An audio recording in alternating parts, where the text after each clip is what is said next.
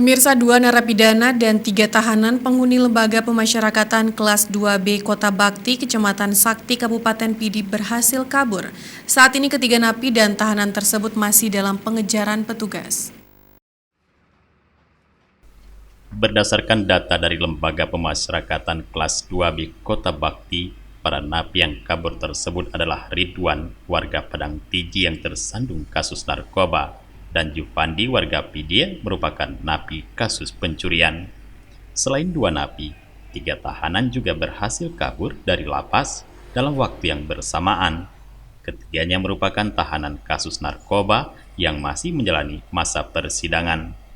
Kalapas kelas 2B Kota Bakti Triwibowo membenarkan sejumlah penghuni lapas tersebut kabur sekira pukul 13.30 WIB.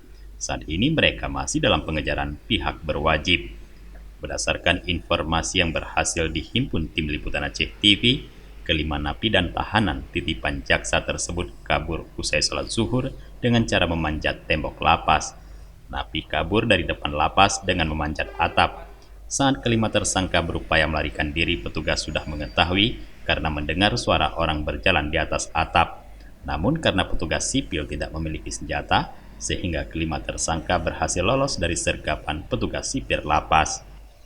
Dari Pidi, tim liputan Aceh TV melaporkan.